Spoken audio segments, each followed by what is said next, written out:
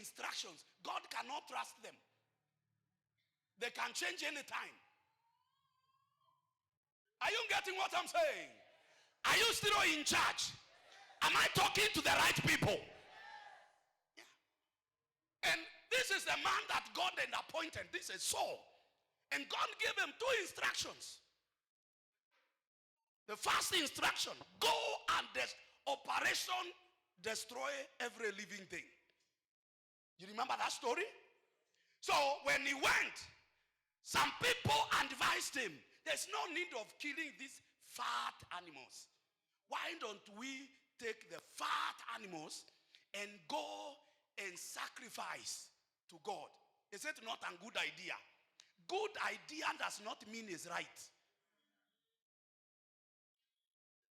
We can go and sacrifice the animal to God. And he preserved King Agag. And he came, told Samuel, I have done what God said I should do. You see, you have to be very spiritual to identify people who don't follow instructions, because they have a very nice tongue. I have, prophet, man of God, I've done whatever God said I should do. And the man of God was very spiritual. He said, if you did what God said, what is that I'm hearing? I'm hearing the sound. And then he began giving excuses. Twice. You remember the prophet, the young prophet. The young prophet who was so anointed that he came and prophesied to the altar like this. Physical altar. And it is split into pieces. Hey, what kind of anointing is that? The kind of the anointing that is splitting a physical altar this like this, and you see it splitting physically. The king stretched his hand and he said, get hold of him. And the hand dried like this. The hand of the king dried in the air. The man was dangerously anointed, but he died like a goat because of instructions. God said, where you are going, don't eat, don't drink, don't go back the same road you used. Simple instructions. He was convinced by a backslider not to follow instructions. That was the end of the ministry of such an anointed man. I was asking myself, why a man that can make the hands of kings to dry, a man that can make the altar to split, how can a lion kill him just like that? Because when you fail in the area of instructions, you are naked. Actually, you are on your own. When you are no longer following instructions. Now, this is Saul. Okay? This is Saul. He has failed twice. Ajafanya madhambi ile tunajuanga, kuua, adultery, and all these things. Ajafanya hizo vitu zote. And I'm not supporting anything. Don't look at me like that. I'm not justifying anything. I'm just teaching you the word of God.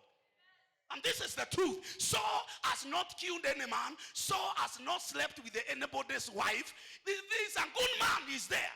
But the problem with this guy is that hawezi pewa instructions afuate. Atakubali sahi wanaambiwa akienda afanya vitu zingine tofauti. So, Mungu siku moja, Samuel is praying and praying and praying for this guy. And God told him, don't waste your prayer. So there are people if you pray for them at some point, you are wasting your prayer. He said, don't waste your prayer. My servant, don't waste your prayer on this guy. This guy, I don't like him because he doesn't follow instructions. He cannot believe me for direction. He wants to do things by his own, the way he wants. He want to be a master of himself. I can't trust him. I've already rejected him. I have replaced him with another man. This man, this one has a lot of weaknesses. But every instruction I give him, he will follow it to the last. Yeah. This one. Akiona wanawake, something happens. It's not you. I'm just giving an example. Yeah. This one, not Motuma. This one has a lot of weaknesses. But this guy, I like him. Anything I tell him, he will do it to the very end. Whatever I tell him. And therefore, the one that looks good, the one that is not killing people, the one that is not going with people's wives, is the one I've rejected. Because this man cannot get instructions. He can't believe me for direction. So I have replaced him. That's why so many people are replaced already.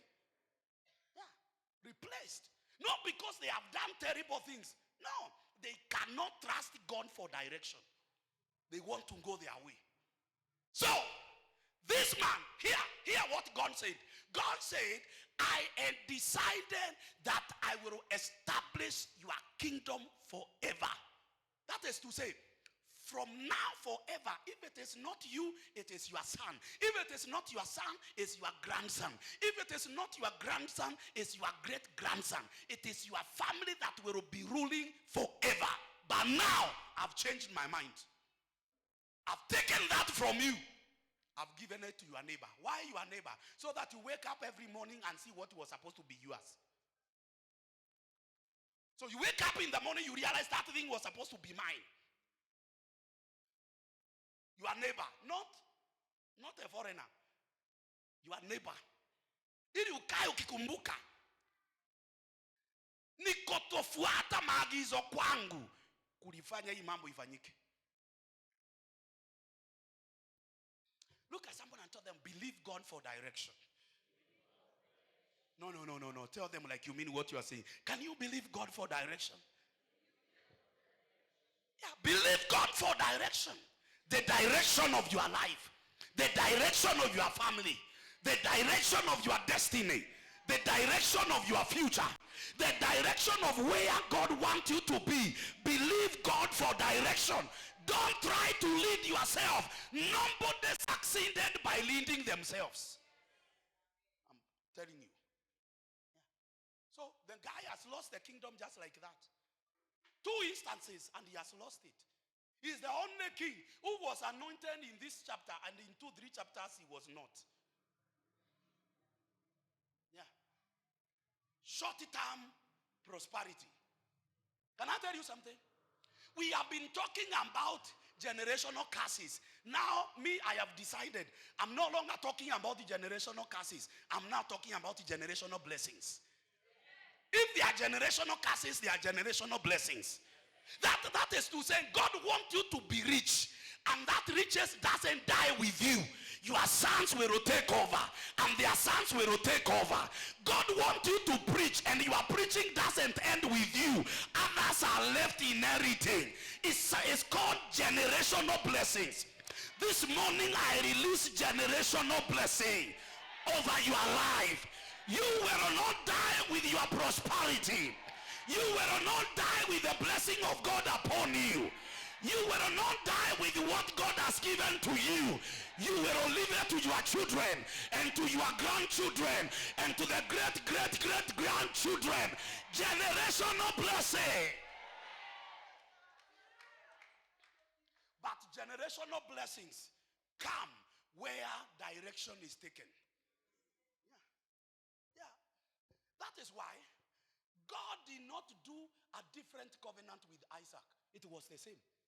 The same covenant he did with the father, he did with the son, he did with the grandson. Because do you know what the Bible says about Abraham?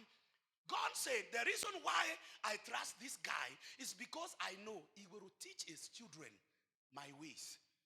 He will leave something good to his children. He will teach them how to follow me. Believe God for direction. Can I say something? Nobody under my voice today will move in the wrong direction. By the anointing that is over my head, if God has ordained you for himself, may God order your steps. May God direct your path. May God direct your family in the name of Jesus. Your children, your children will go in the way of the Lord. Because of not trusting God for direction, he lost it. He lost it. His son, look, a parent, when you are a parent, when you are, the loss of a parent is not a one-person loss. When you lose as a parent, it's a generational loss. Yeah. So when Saul lost it, Jonathan lost it. Though he was the one who was supposed to sit next to David. When they were doing the covenant, Jonathan told David, I know God has given you the kingdom, but when you sit on the throne, I will be seated on your right. So Jonathan was supposed to become the assistant of David. But when the father lost it, he lost it too. Yeah. Only one person in the house of Saul that was left, and he was a cripple. He could not do much. Even when the king called him because of Jonathan, he said, why are you calling a dog like me? Yeah, I'm finished. Because as a parent, when you lose it, it is generational loss.